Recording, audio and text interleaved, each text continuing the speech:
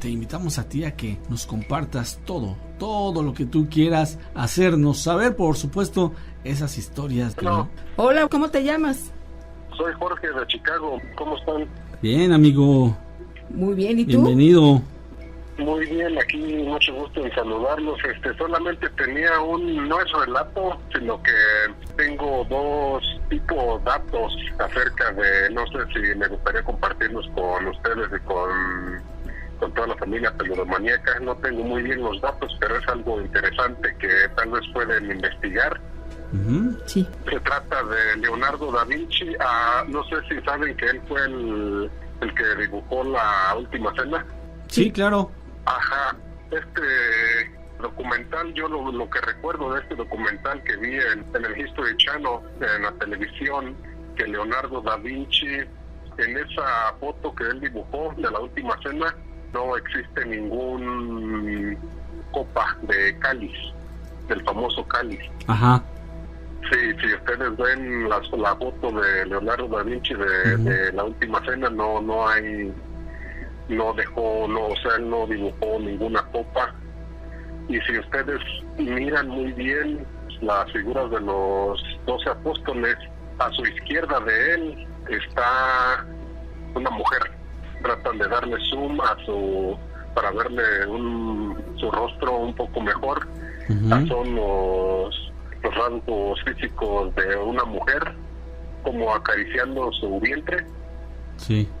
Y cuentan los investigadores del documental que tal vez ese fue el cáliz que él quiso representar. ¿Cómo se llama? Ajá, sí, que le da, o como dijeron, algo de la reproducción, pues, de los humanos, que ese fue el cáliz que él realmente quiso mostrar ahí. De hecho, fíjate, se ha comentado durante mucho tiempo que Leonardo da Vinci pintó precisamente esta Última Cena y que su intención era mostrar el justo momento en que Jesús revelaba que uno de sus discípulos lo iba a traicionar. Entonces él imaginó, ¿no?, esta sorpresa, indignación, y de ahí que en la Última Cena cada uno de los discípulos tenga como una actitud de sorpresa. Y de lo que tú refieres de esta mujer también se ha comentado, y es dentro de las teorías de conspiración, que realmente no es un hombre, sino que es una mujer la que está ahí representada. Ajá, exactamente, sí, no, y quería compartir esos detalles, no sé si la gente sabía. O al otro detalle, no recuerdo muy bien, el mismo documental lo decía, que no recuerdo muy bien de qué año a qué año, pero que de la historia de Leonardo da Vinci faltan, de lo que nosotros conocemos, faltan 2 años de toda su vida. Creo que era cuando él tenía 25 años al 27, tuvo un tipo de, ¿cómo se le llama?, abducción. Que él estaba pasando por un tipo de cuevas en un monte, algo así, y al él arrimarse tuvo este tipo de abducción. Claro. Y cuentan que de toda su vida faltan 2 años que nunca nadie supo qué pasó con esos 2 años que él estuvo ausente. Hizo muchos inventos él. Claro, sí. Y de ahí que se basan de que los extraterrestres, en esas abducciones que tuvo en esos 2 años, pues que le revelaron todos estos secretos o tecnologías, pues.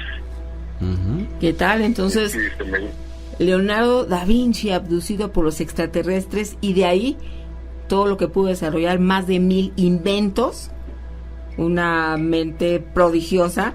Pero entonces esta hipótesis sería que fue un conocimiento dotado por alguien más que no pertenece a nuestro planeta. Sí, eso fue lo que contaba en el documental, que sí, hay 2 años de su vida perdidos, que no saben en dónde estuvo, con quién estuvo, pero sí, esos es los 2 detalles que quería compartir con ustedes. Ok, amigo, muchas gracias. Ahora no tengo un relato, pero quería compartir eso. Muy interesante, y ya se están dejando llegar comentarios. Ricardo Jiménez dice que quien se cree y se ha dicho que es una mujer representa al apóstol Juan. O sea, es Juan. El apóstol Juan, sí. Si en lo que tú nos estás comentando, se cree que es María Magdalena, ¿no? Ajá, sí, eso es lo que decía el documental, que no saben si es María Magdalena o se trata de alguna otra mujer. Okay. Pero pues sí, no se sabe si realmente sería un apóstol. Muy bien, amigo, pues muchísimas gracias, Jorge. Inclusive, ¿sabes qué estoy recordando ahorita? Que también se decía que él mismo se pintó en la última cena como uno de los apóstoles, nada más que no me acuerdo de qué lado está, no te puedo yo decir, pero recuerdo bien que él mismo se puso ahí en la última cena como haciendo fehaciente, pues que esa obra era creación que él había tenido en su mente y luego la plasmó en un lienzo. Ajá, sí. Okay. Sí, porque él también fue el que dibujó la imagen del Sagrado Corazón. Ok, muy bien. Sí. Excelente, Jorge, nos sirvió para saludarnos y agradecerte tu aportación. Muchas gracias, muchachos, un abrazo, bendiciones, saludos a toda la familia Peludomaníaca desde acá de Chicago, y un saludo para mi yo del futuro. Muchas gracias. Órale, para tu yo del futuro, un saludo también desde aquí, se lo mandamos el saludo con mucho gusto. Esto de Leonardo da Vinci, no olvidemos que es una pintura, es una obra, una creación de una mente y una mano prodigiosa que hizo, plasmó un momento extraído seguramente de la Biblia. El susto de la mañana. Saludos. Sí, saludos. ¿Cómo te llamas? Mi nombre es Kevin. Kevin, ¿cómo estás? Muy bien, muy bien. Mi primera vez que marco es algo bienvenido. nervioso, pero me gustaría contar algo que me sucedió. Claro, adelante, ¿de qué se trata? Bueno, yo vivo aquí en Aguascalientes, como muchos escucharán que soy de aquí. Una vez venía bajando cerca de mi casa en una estación del tren. Vivo en Pabellón de Arteaga. Y venía de una fiesta, era temprano, como la 1 de la mañana. Entonces dije, estaba una fiesta aquí cerca. Y dije, ahorita me tomo unas cervezas de más. Ya cuando iba llegando a mi casa, me empecé a sentir pesado. Pero más pesado de lo normal, como que los pesos me pegaban al suelo.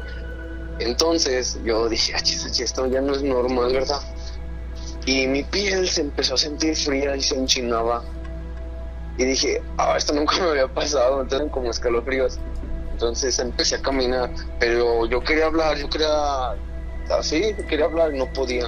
Entonces en mi mente yo empecé a rezar porque me empecé a asustar. No podía rezar ni eso, me acordaba cómo empezar, ni me acordaba cómo terminar, me trababa. Entonces en eso, que se empieza a escuchar como unos lamentos, unos quejidos de una mujer que se quejaba, y aquí cerca pues hay árboles. Entonces dije, me regreso a revisar. No me regreso. Y se quejaba muy feo. Entonces Kevin, sí. Permíteme, tenemos que hacer una pausa, regresamos contigo, sí. No te vayas. El Miedofón, mensaje de voz o de texto 55 21 93 59 26. Si los hombres son todos iguales, ¿por qué las mujeres eligen tanto? Sabiduría en las redes.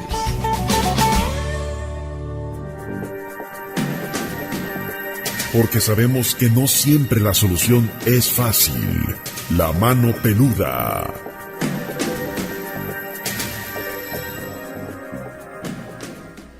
Interrumpimos a Kevin, así es que regresamos contigo. Sí, aquí estoy. ¿Oíste entonces el lamento de una mujer? Sí, entonces yo no creía en eso. Yo había escuchado pláticas y que pues sí decía, ay, mis hijos, pero yo no creía. Yo sí soy católico, entonces se empezó a quejar. No, ya eran unos lamentos que, perdón, sí, mi piel. Y fíjate, pasa un compañero caminando y yo con la mirada, pues yo lo volteé a ver, ¿verdad? Que me sentía, no me podía mover. y él me llevó caminando a mi casa así, pero desde entonces yo le dije, bueno, yo estaba esperando, yo me mentalicé que dijera, ay, mis hijos, para pues, no tener miedo y alcanzar a llegar a mi casa. No podía, mi cuerpo se quedó paralizado en shock y yo, no, por favor, no, empecé a rezar y ahí no, pues hasta eso se me olvidó todo y solo fue cuando pasó una persona y yo con la pura mirada le dije, ayúdame, y que me dijo, ¿qué tienes, qué sientes? No, pues yo con la pura mirada, yo me tocó y sintió lo mismo y ya me encaminó, pero sí, ese fue mi relato. Quería contar que sí, yo no creía hasta ahora. Y es que no necesariamente se tiene que escuchar, ay, mis hijos. Incluso Sí. te puedo decir que la mayoría de los amigos que nos han platicado esa experiencia, nada más escuchan el grito de dolor lastimero y que te eriza la piel. En tu caso, te dejó paralizado. Sí, no, muy, y como yo no creía, entonces sentí algo por primera vez, sensaciones en mi cuerpo, que yo me mentalicé, dije, no, tienen que decir a mis hijos, si no, ¿cómo voy a empezar a caminar? Y solo así. Claro. Qué Eso bien. quería contar. ¿Hace cuánto te sucedió esto? Sí, es reciente, yo creo hace unos 15 días. Ah, muy cerquita. Sí, es reciente, venía de una fiesta. Y hasta pues sí traía unas cervezas encima, pero no tanto como venía yo solo, cerca de una casa, una fiesta. Entonces, bueno, se me quitó todo el alcohol en un momento para otro cuando escucho eso. Se me quitó del cuerpo. Claro, Y aquí es importante que lo aclares. Dices, no era algo para que yo me lo hubiera imaginado. Sí había tomado, Sí. pero algo leve, ¿no? No era para tanto. Y como no podía rezar o decir algo, yo le pedí al ángel de mi guarda que por favor me ayudara. No podía hablar, no podía pedir nada, no podía hacer una oración completa, se me olvidaba, no podía, estaba trabado. Y en eso fue un chavo y no sé por qué se detuvo, y sin poderle hablar, solo con mi mirada le dije, ayúdame, y me tocó y me volteó a ver como si le diera frío. Ujú. Kevin, Sí, seguramente Entonces creo. ya dejaste de ser escéptico. Sí, solo así dejan de creer las personas. Sí, así es. Pero es algo que seguramente no se te va a olvidar en muchos años. Quiero que si me mandan saludos, por favor, aquí a mi novia, que nos la pasamos escuchando a diario su programa. ¿Cómo se llama tu novia? Scarlett. Scarlett y Kevin, siempre sí. dispuestos aquí escuchando relatos y les gusta estos temas, pero cuando ya lo sientes de cerquita no es lo mismo. Ya no es lo mismo, ¿no? Ya cuando... Muy bien, gracias, saludos. Hasta luego, mi amigo. Pues la primera experiencia con La Llorona, dice, lo tocaron, dice, estabas muy frío. Pues sí, es justa. ¿Has oído de la expresión, se me heló la sangre? Híjole, a veces pensamos que es literal.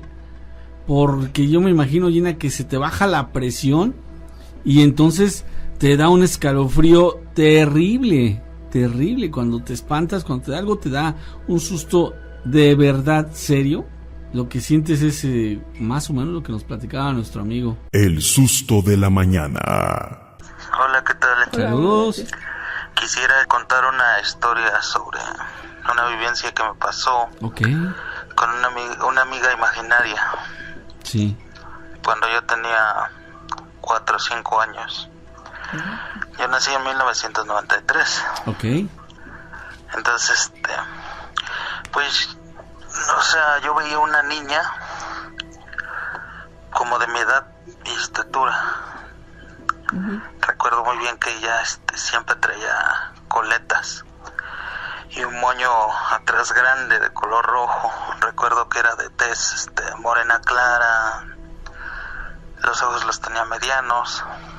Era una niña muy linda, ¿no? Sí.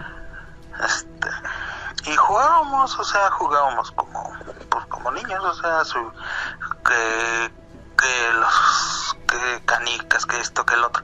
Ella, siendo una niña, jugó conmigo juegos que en ese tiempo se consideraban de niños, ¿no? Sí.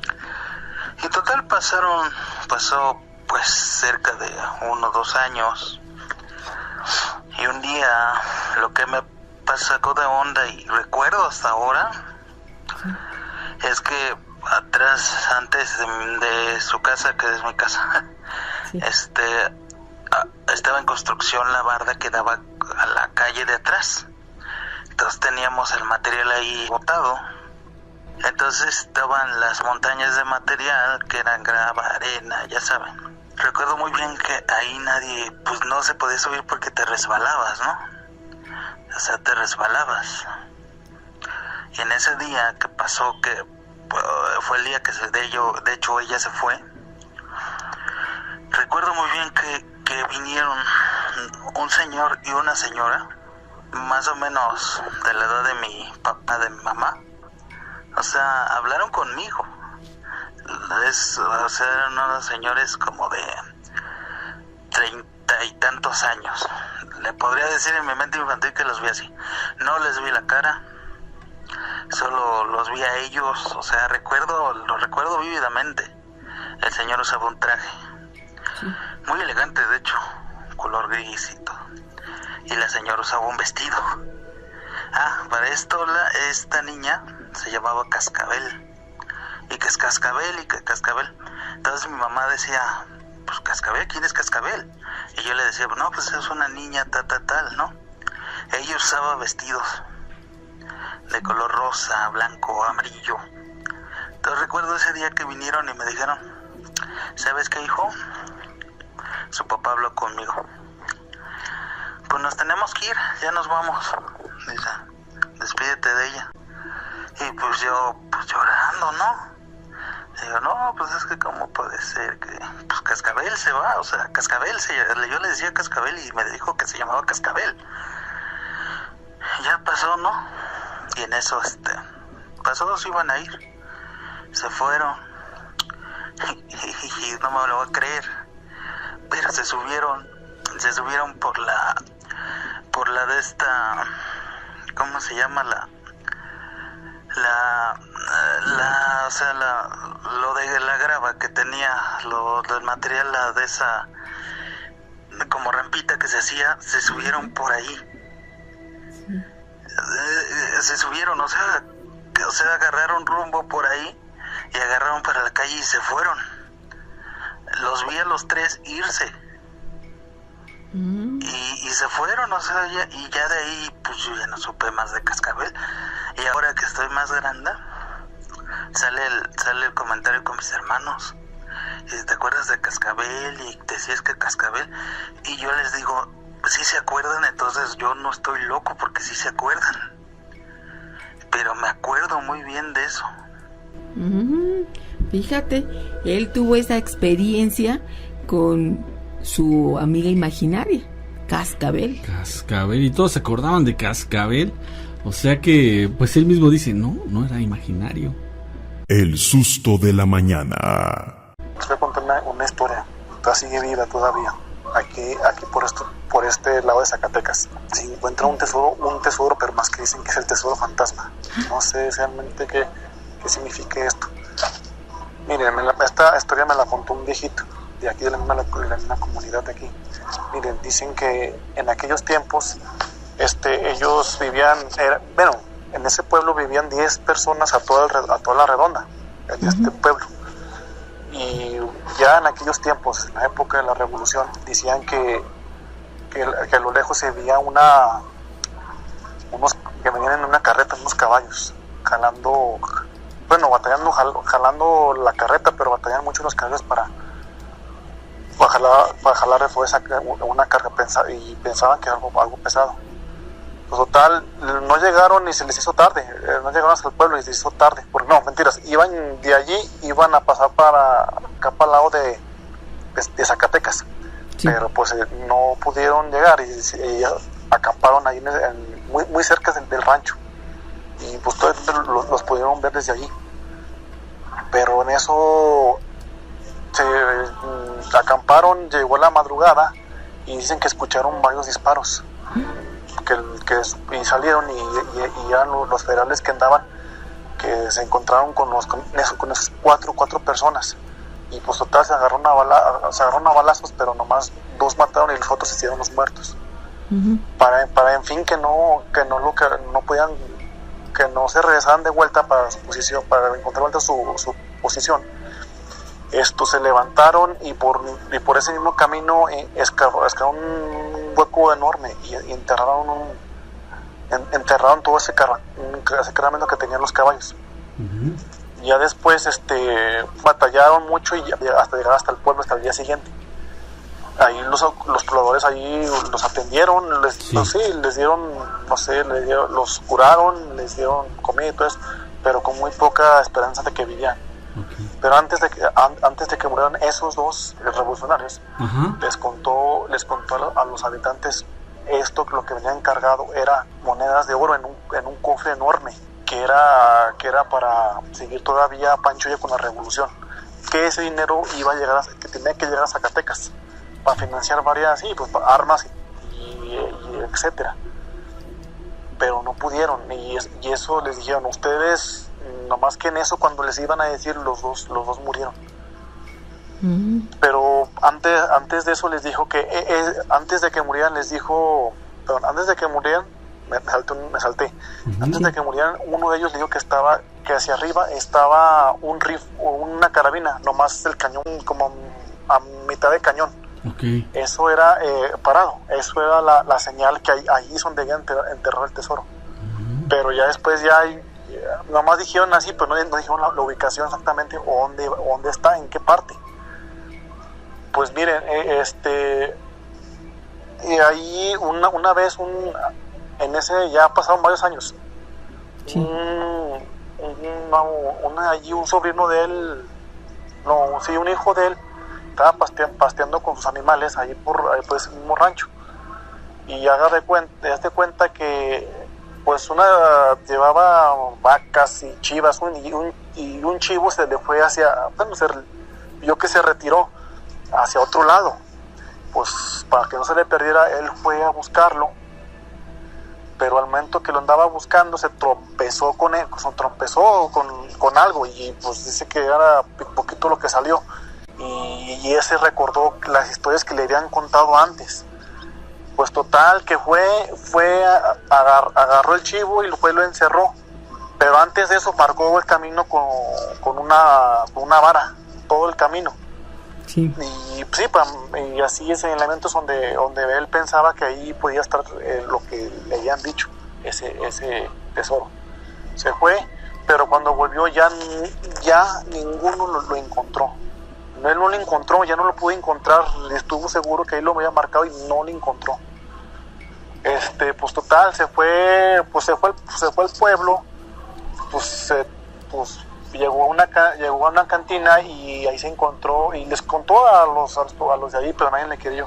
Nomás uno le creyó, un viejito, y le preguntó, dijo, yo sí te creo. ¿Por qué estás seguro que usted me cree? Porque yo una vez lo encontré, pero hice lo mismo que tú. Me fui, ya marqué el camino y me fui, ya nunca lo volví a encontrar. Se me fue de las manos de toda esa riqueza y por eso me tiré al vicio. Se volvió borracho el señor. Sí. Y ya total que hasta ahorita lo siguen buscando. Ya he visto mucha gente aquí que viene de diferentes puntos de la República. Hace como 15 días fuimos, pues normal nos dijeron más o menos por el sector, no sabemos realmente por dónde sea, no tenemos una ubicación, pero hay muchos que lo andan buscando. Eso es mi pequeño relato, doña Nacho, que tengan buenas noches. Ok, amigo, muchas gracias. Pues se perdió, ¿verdad? Otra cosa, Jenny, Nacho, el que se le juntó de encontrar lo que les acabo de contar, te ves enterrado así rápido, de volada, sin ningún lado, porque si se van ya no lo vuelven a encontrar. Eso es todo, gracias, doña Nacho. Y después les voy a contar otro de un tren. De un tren cuando acá gustes. Por estos lados, por acá por los Zacatecas. Perfecto, amigo. Todavía está. Después les cuento una historia muy aterradora sobre ese tren. Salí, cuando gustes. Cuando quieras, aquí te esperamos. El susto de la mañana. Hola, Jenita, hola, Nachito. Yo leí el cuento El almohadón de plumas. Ajá. Se trata de un almohadón blanco, antiguo, de los años 1800, que una mamá tenía 3 bebés seguiditos y uno lo hacía dormir con ese almohadón. Y toda la mañana aparecía una manchita de sangre en el almohadón. Y ella se preguntaba qué pasa. Y el niño iba perdiendo energía, iba perdiendo fuerza hasta que se moría. El segundo niño también ocupó el mismo almohadón. Pasó lo mismo, se morían los niños. Y el almohadón siempre aparecía con manchas rojas de sangre. El tercer y último niño, que era el más grandecito, tenía unos 7 años más o menos, y quedó como parapléjico, algo así. Y luego ella revisó el almohadón porque era muy extraño y descubrió que adentro había como un bicho gigante que se alimentaba de la sangre de los niños. Y eso hacía que los niños adelgazaran mucho, le quitaba toda la energía. No es de terror la novela, pero es como misteriosa, tenebrosa. Y eso, fome mi historia, sí, pero no importa. Se despide la Clau de Chile. Gracias, Clau.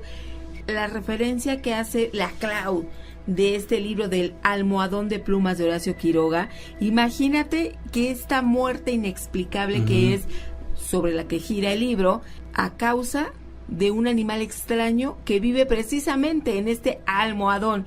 De repente, imagines que ahí puede vivir un bicho extraño que puede acabar contigo. Eso sí se transforma en terror. Así, claro, por supuesto. No, pues nada más faltaría ver tu almohada con un microscopio. De hecho, Nacho, te vas a llevar algunos experimentos, sustazo. Los ácaros, hijito, los ves y dices, ¿sobre esto me duermo? No, qué cosa. El susto de la mañana. Hola, Gina, Nacho, su amigo Alfonso Peña acá desde Querétaro saludándolos. Saludos. Buenas noches, espero no zorrillarlos. Comenté la semana pasada y de nuevo estamos aquí. No, adelante. Una aportación metiche, ¿no? Espero que no se les moleste a los amigos peludomaníacos. Aportación metiche. Con respecto a lo que hablan ahorita de los libros, imperdibles, ¿no? Las obras, grandes obras de la literatura clásica, ¿no? Como las de Bram Stoker, Stephen King. Sí. El mismo Dante Alighieri, ¿no? Como de la Divina Comedia, por ejemplo. Edgar Allan Poe, como dejarlo de lado. Y todo el misticismo y toda la locura de Lovecraft, ¿no? Son básicos para comprender esto de la literatura de terror y de misterio. Y bueno, muchísimos libros más. Les comento, bueno, eso, aparte por la parte de los libros, ¿no? De la literatura de terror. Por ejemplo, yo recuerdo, Nacho, ahorita que platicabas tú, Nacho, de lo de cómo te impacta tanto leer un libro antes de ver una película. Yo recuerdo haber leído desde joven, desde unos 17, 18 años, Drácula, por ejemplo, y en una etapa muy curiosa de mi vida. Yo estaba dando mis prácticas profesionales fuera de mi casa, en otro pueblito apartado de mi casa, solo, donde mi única diversión en la noche pues era de repente echarme una chela, ¿no? Por ejemplo, sí, en la calle, o ponerme a leer o escuchar música en la noche, ¿no? Estaba tan solitario en aquel pueblito, tan desolado, porque pues, la verdad, bien acostumbrado a la vida citadina, no tenía otra opción, no había cines, no había...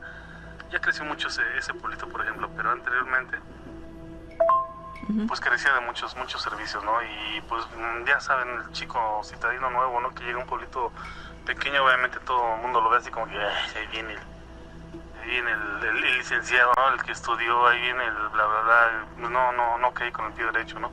Mi única diversión, digámoslo, era de repente pues alcoholizarme de repente el fin de semana, pero entre semana pues sí, estar leyendo, por ejemplo. Ni siquiera era curioso porque en esa zona hay unos cerros muy cercanos que tapan las señales de radio, ni siquiera la M llegaba bien, por ahí de repente llegaba la W con un gis enorme así, pero no se podía ni distinguir bien, ¿no? No era buena opción ni siquiera estar oyendo el radio, la televisión mucho menos, no la televisión de aérea, digamos, no llegaba.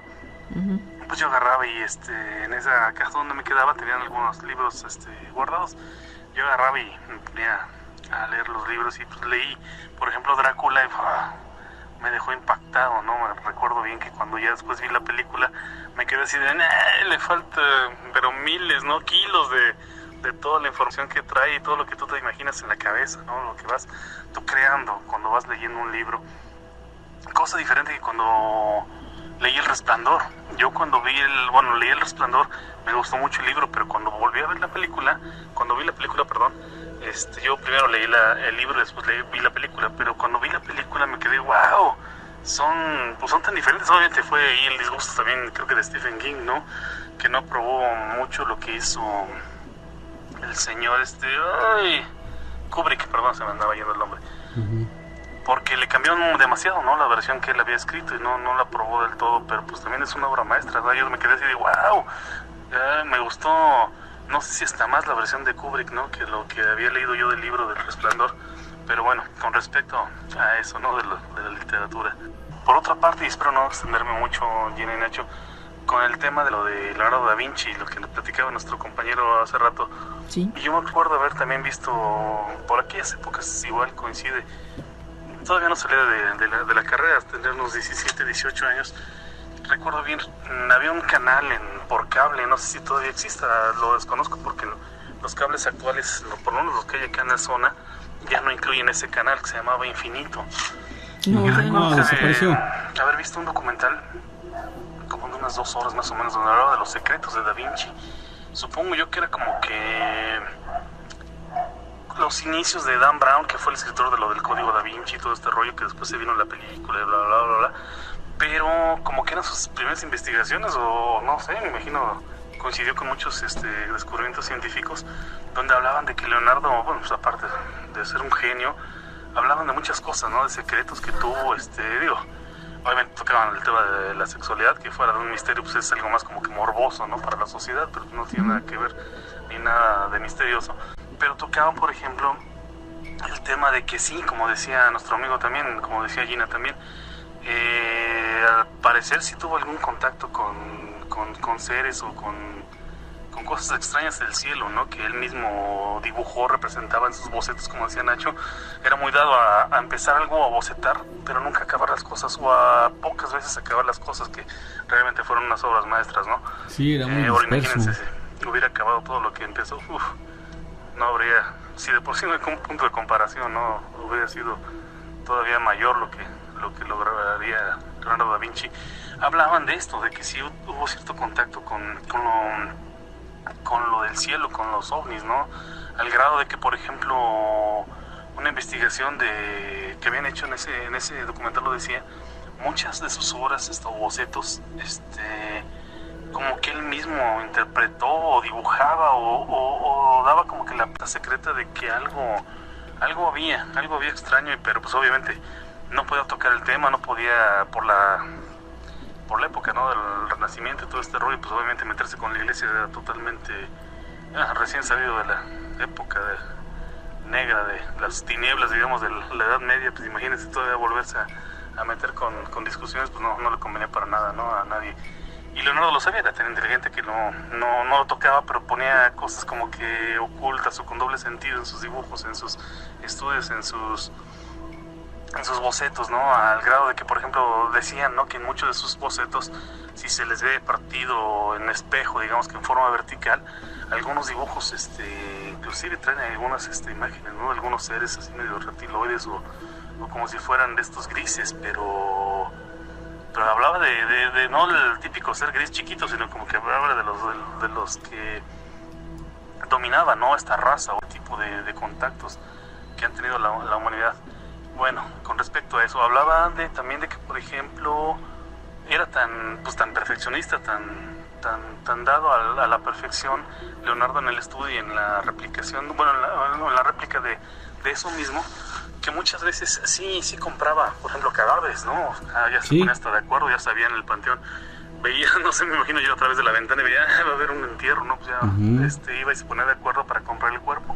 pero inclusive decían que muchas veces tuvo muchos conflictos con la ley, tanto en Florencia como en Roma, porque se le acusó varias veces de asesinato. El mismo Leonardo, como tipo Jack el Estripador de Londres de los 1800, 1700, él mismo decían que tuvo problemas con la ley por lo mismo. O sea, fue acusado de asesinato porque él mismo, digamos que mató a personas para sus estudios, ¿no? O sea, quería ver tanta la frescura o investigar a fondo que logró hasta matar a ciertas personas para hacer sus bocetos y sus investigaciones, ¿no?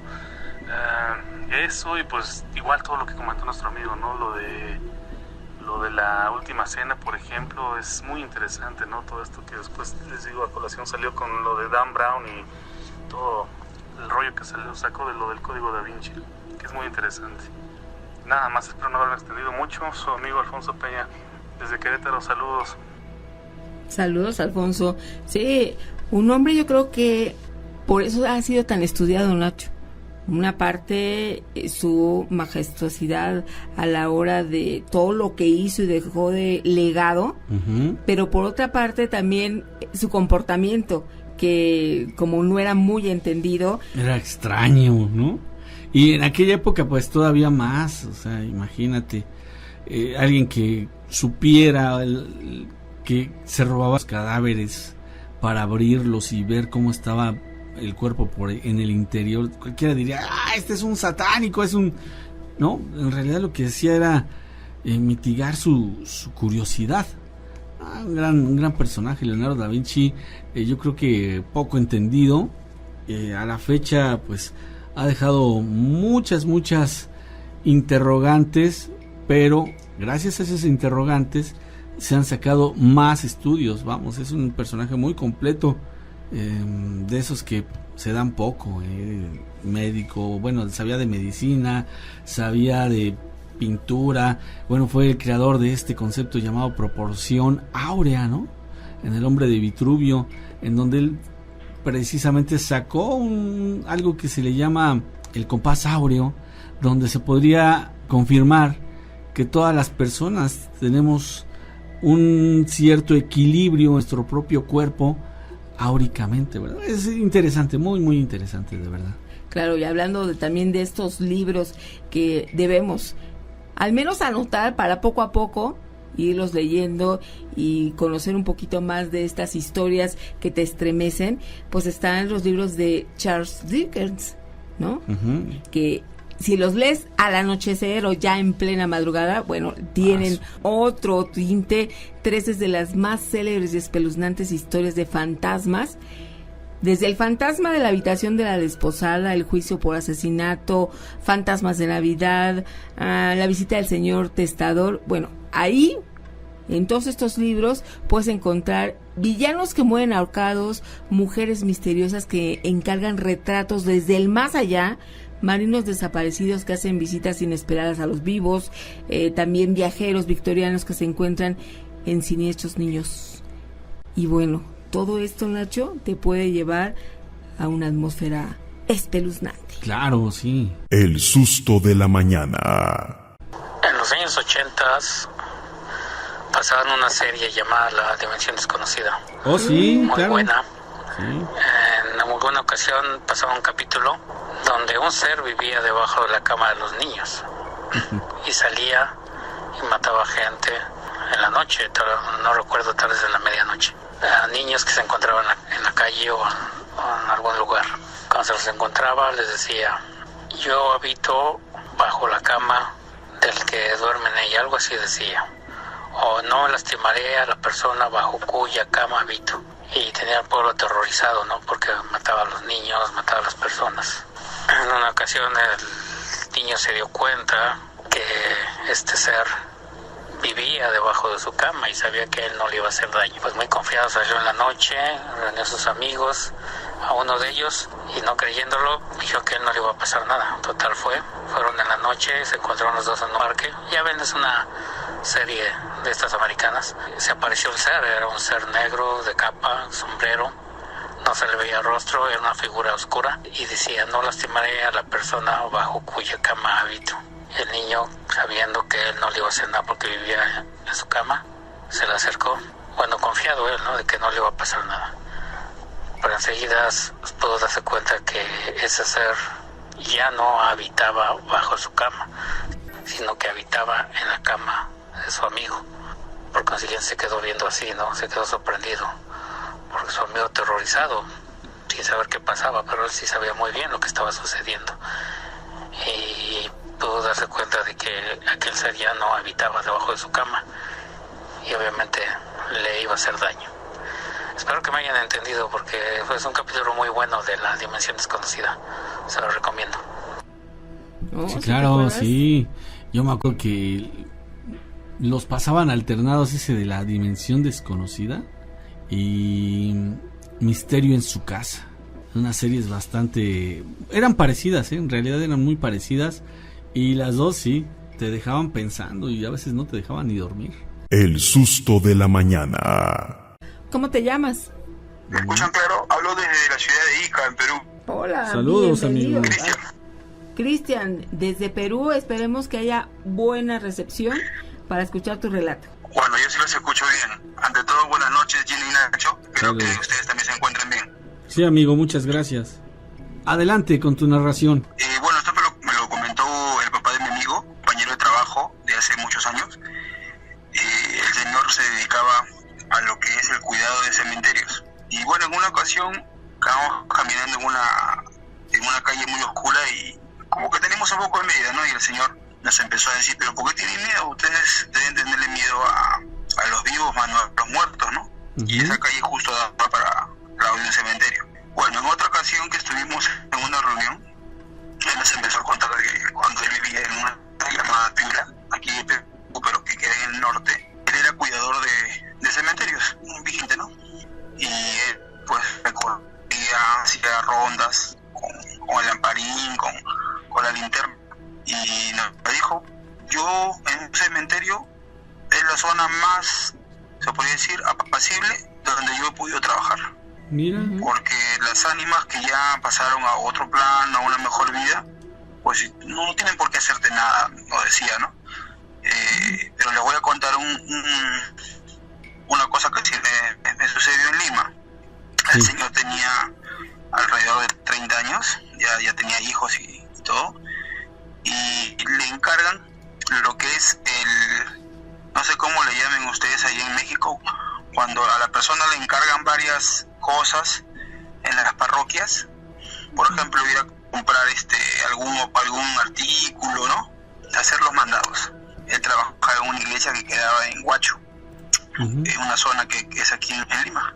Y bueno, en una ocasión iban a pintar el techo e iban a cambiar los vitrales de la iglesia. El sacerdote, el cura, le dice, mira, necesito que el día de mañana vengas 5:30 de la mañana, porque a las 6 van a venir trayendo las pinturas y van a venir a tomar las medidas para los vitrales. El señor en ese entonces vivía lejos, ¿no? Entonces le dice, mira, padrecito, se me complica un poco por lo que yo vivo en tal zona y son más o menos pues 1 hora de viaje. Entonces el sacerdote le dice, no te preocupes, José, quédate aquí, acá hay un cuarto, aquí en la misma iglesia hay un cuarto, te quedas y ya pues mañana temprano te levantas y recibes todo lo que iban a traer, ¿no? Bueno, el señor se queda, el señor José Pepo le decimos nosotros, toda la noche no pasaba nada, se quedó cenando, viendo televisión y como a eso de las 12:30 de la noche siente ruidos. Entonces lo primero que le atribuyó fue que entrar a robar, ¿no? Entonces él se levanta, prende la linterna y empieza a ver, no había nada. Bueno, se vuelve a acostar y en la segunda vez que él escucha cosas, empieza a escuchar un sonido como cuando con una cuchara tocas una copa de cristal, algo así, pero que sea de metal, algo así, ¿no? En vez de que sea de vidrio, pero que sea de metal, varias veces. Entonces ahí ya como que tomó un poco de precaución, disculpen, tomó nuevamente la linterna y empezó ya a dar una ronda. Entonces empezó a caminar, y es lo que nos cuenta a nosotros, el Señor aún está vivo, me dice, yo he visto, y eso nadie me lo va a sacar de la cabeza, en las banquetas donde el sacerdote oficia la misa, todas las banquetas estaban llenas de espectros, todas, parecían como si fueran muertos, en algunos otros casos como una especie de animales parecidos a los murciélagos, y el individuo que estaba oficiando la misa, que estaban rezando un rosario, era lo más ilógico, me dice. El Señor no podía explicar lo que él estaba viendo, ¿no? Bueno, entonces, como el Señor no es de temerle, como él ha trabajado en cementerios, pues, ¿no? Como él bien dice, hay que temerle a los muertos, más no a los vivos.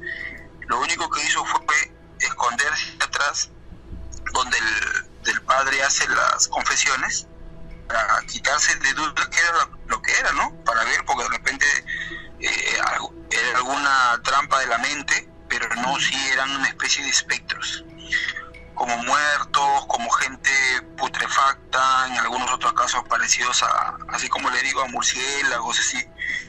Y el espectro que estaba oficiando la misa era un ser alto, como que si le hubiesen desollado toda la piel así rosácea, y estaba oficiando una misa invocando el rosario.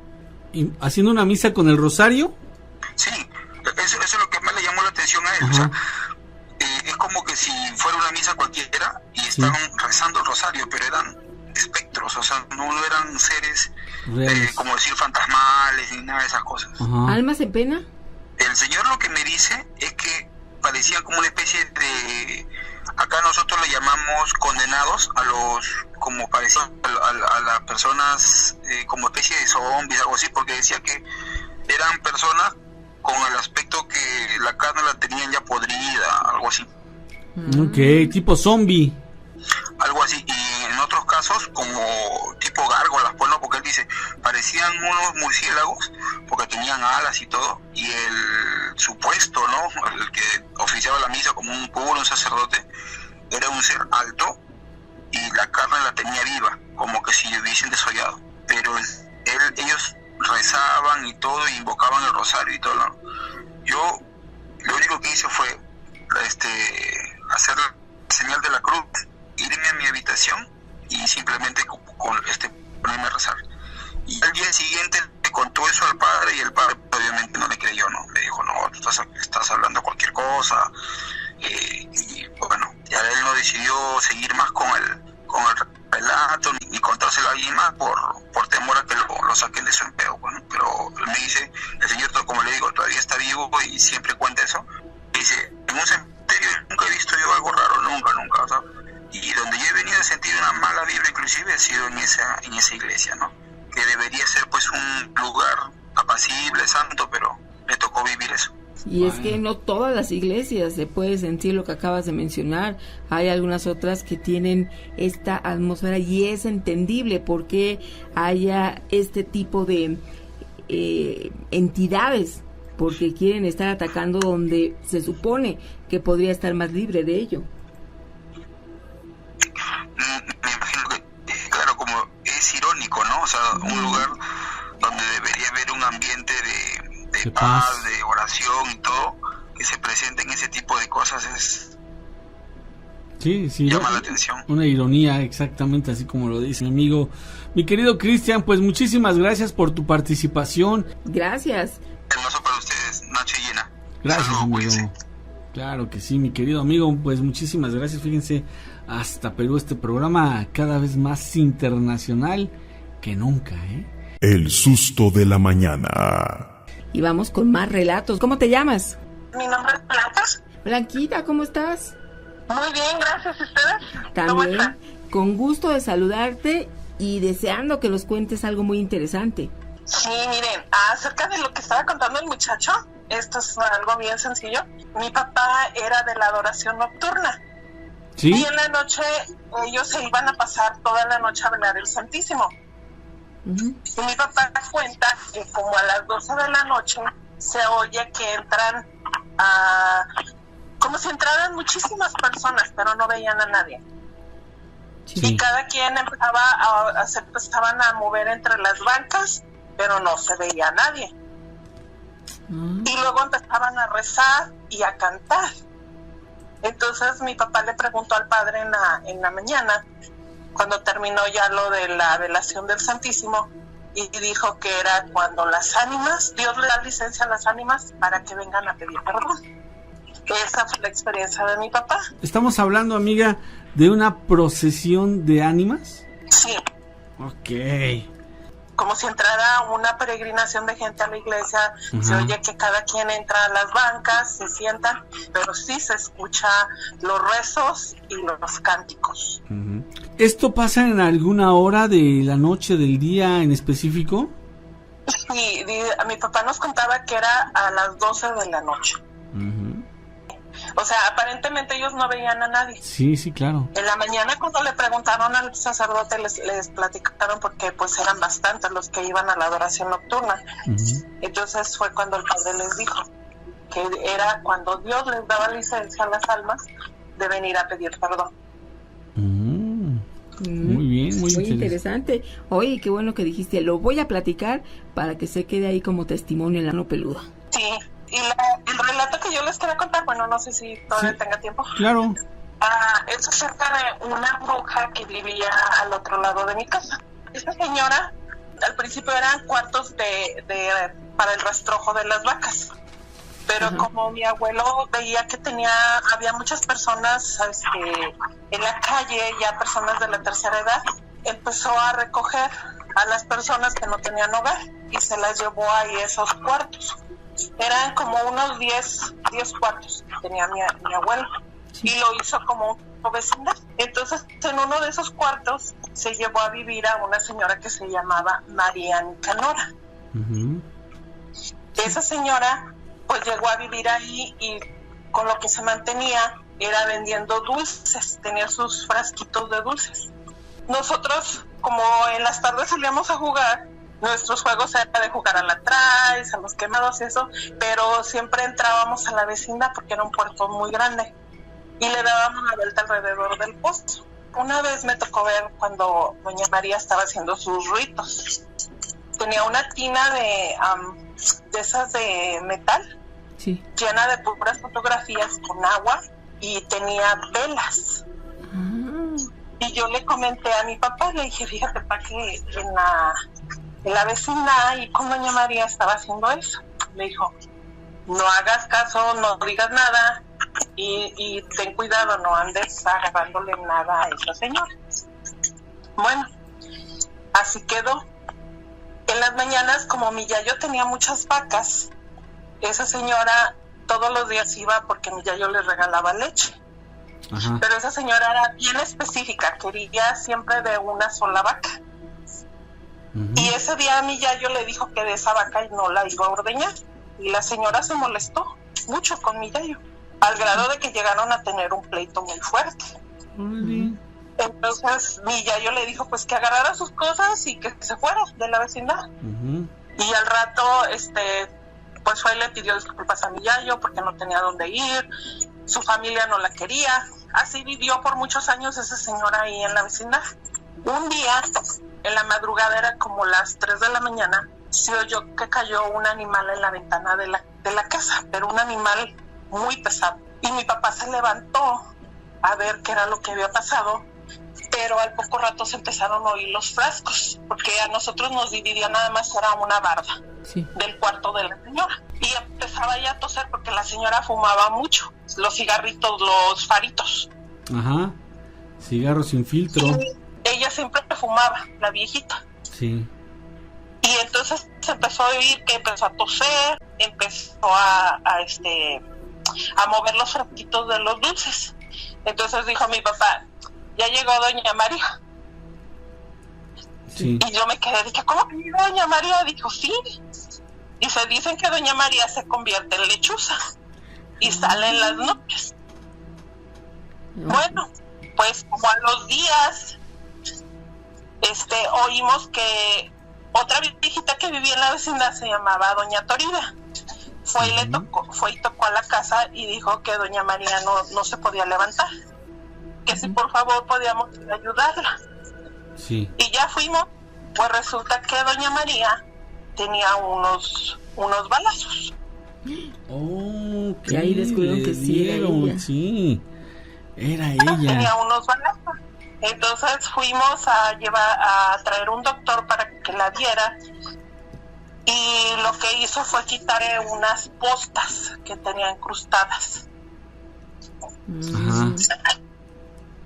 Entonces a los días llegó un señor preguntando que si no sabíamos de una persona que iba, pues que le habían tirado, que si no sabíamos de una persona herida. Pues dijimos, no, nosotros no sabemos nada, pero pues era doña María. Ajá. Bueno, pues así siguió con sus maldades. Un día la escuchamos que pegó de gritos en la madrugada y ella gritaba que la ayudáramos. Entonces nos fuimos, me brinqué yo porque había una parte que no estaba bien centrada al portón y había un espacio para pasarse, y las viejitas pues antes se encerraban hasta con candado y cadena, sí, para asegurar sus puertas. Entonces fui y le toqué a doña Toribia, y doña Toribia fue y abrió la puerta, pero fue una sensación tan, pues se puede decir horrible, porque al abrir la puerta del cuarto de doña María, para empezar ellos no tenían luz, se alusaban con un candil de petróleo. Sí. Al abrir la puerta se sintió una sensación horrible, un aire tan helado, y la señora estaba tirada en el suelo. Ya de ahí ella ya no se levantó. De ahí mi papá fue y nos ayudó a levantarla y a ponerla en la cama, y de ahí la señora ya no pudo hablar. Lo único que dijo, que había un hombre y una mujer que se la querían llevar. Ella duró en cama como 5 años. Ay, mucho tiempo. 5 años, y se allagó, y de cada llaga que tenía le salían gusanos. Oh, qué terrible. A pesar de que la estaba en tratamiento la señora y todo, pero cuando le abrían las llagas le brotaban gusanos. Un día dijo que ya se sentía muy mal y que si por favor le podíamos llevar al padre. Y fuimos con el padre, y ya era un padrecito que acababa de llegar, me acuerdo que se llamaba el señor cura Luis, y fuimos y le dijimos que si por favor nos podía ayudar con esa persona.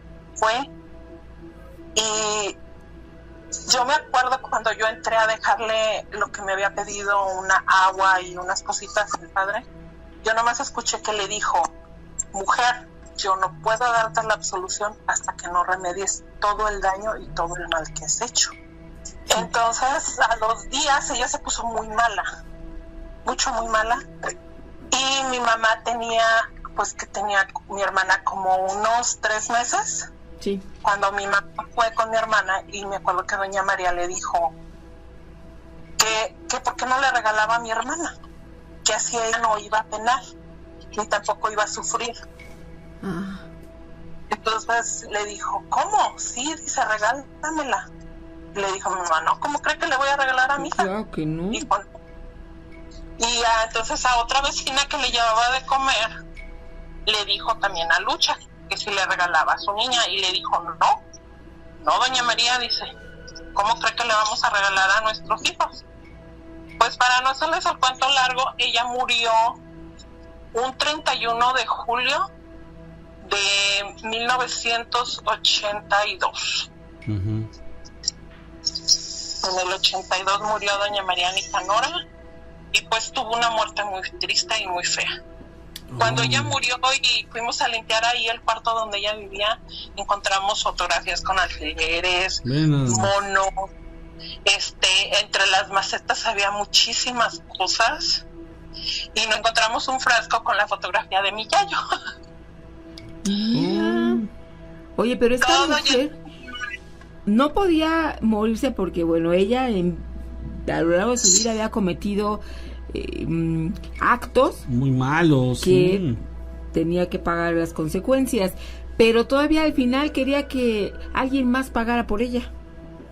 Sí, eso fue lo que dijo el padre, que ella todavía tenía tan negro y tan malo su corazón, que todavía ella quería que una persona le regalara a una personita que no tenía ninguna culpa para ella poder cruzar. Sí. Vaya, pues de que hay maldad, mi querida Blanca. Muchísimas gracias por tus relatos. Desde luego que esperemos que no sea la última vez que charlemos y más adelante nos volvamos a contactar. Claro que sí. Saludos a todos los peludomaníacos y a ustedes también. Saludos, igual amiga. a ti. Saludos. Gina, pues llegó la hora de despedirnos. Muchísimas gracias por haber estado con nosotros, por juntos haber escuchado estos relatos, estas experiencias. Que Dios te bendiga. Soy Gina Áviles. Hasta luego, Gina. Yo también me despido. Soy Ignacio Nacho Muñoz, agradecido con Dios y con ustedes porque juntos escuchamos buenas historias. Y como decimos aquí, Cabot.